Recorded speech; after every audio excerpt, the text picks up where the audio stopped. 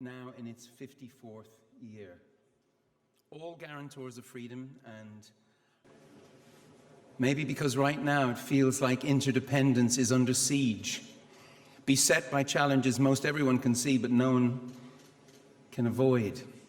Outsized countries behaving like tiny islands, when our common security is threatened by the maelstrom of an unholy trinity. Oh yes, the three extremes: extreme ideology, extreme poverty, and extreme climate.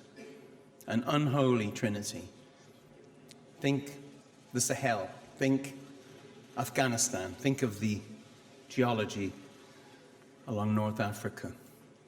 So the rise of Isil and the civil war in Syria makes this clear. It brought an upheaval not only to human lives, but to our institutions, our shared understandings. It has, as everyone in Germany knows, upended the very idea of Europe.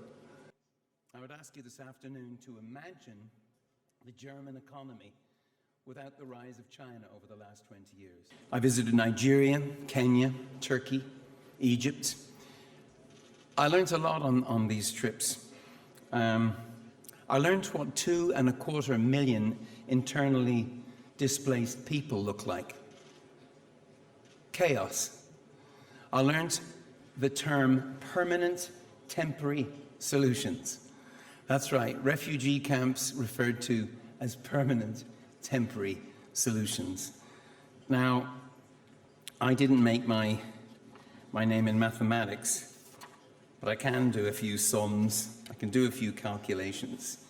Syria is, or was, a country of roughly 20 million people. Egypt has a population of 93 million people. Nigeria, 186 million. What would we do? More to the point, what would you do if a country 10 times the size of Syria were to combust?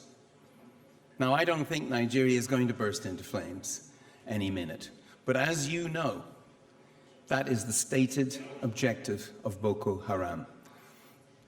I don't know about you, but I don't see a body of water wide enough or a wall high enough to keep these problems from our doors. Because from where I stand, if Nigeria fails, Africa fails. If Africa fails, Europe fails.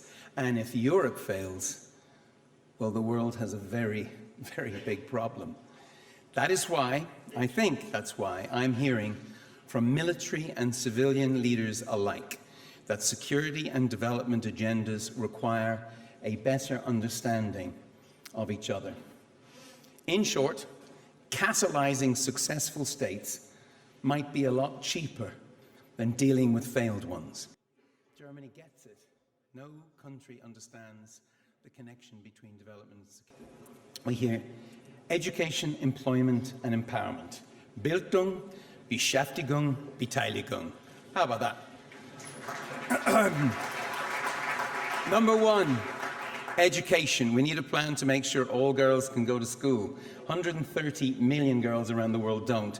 For every extra year a girl goes to school, her income goes up 12%. Some studies even suggest that more education can reduce a country's risk of conflict by 20%. Number two, employment. We need to help African leaders make sure that their young people find work or they'll find trouble. The G20 can help by making increased investment in jobs, in infrastructure. But these investments must be conditional on number three, empowerment. All such investments we're talking about must be tied to reform. The G20 must clamp down on capital flight while helping citizens in Africa fight corruption. It's an amazing sight, the amount of young people out there who are involved in this fight against corruption. Platoons of young people using their mobile devices as tracking devices, using their mobile phones as tracking devices, following the money, because a lot of money goes missing. We know this. This generation knows that corruption is the killer disease, but they also know there's a vaccine. The vaccine is transparency, open government. David Petraeus, whose quote was, "Our security will be improved by sustaining. Anyway, it's not surprising that we hear Germans echoing African leaders like President Paul Kagame, who rebuilt his country from the rubble of civil war to a technological hub, or business leaders like Aliko Dangote.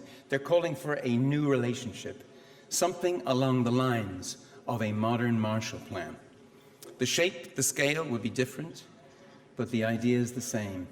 In an uncertain world, a strong military is essential, but the best bulwark against violent extremism is, of course, hope and opportunity. So, thank you.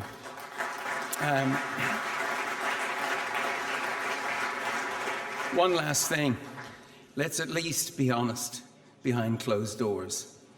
The frontier of national interest is no longer the national border. You may not be interested in the trouble on a far-off street or across the Mediterranean on the other side of the globe, but let me assure you, that trouble is interested in you. Our fate is a shared fate, but which fate will it be? I'll let you answer that. You've done it before. I pray and believe you can do it again. Thank you. Thanks.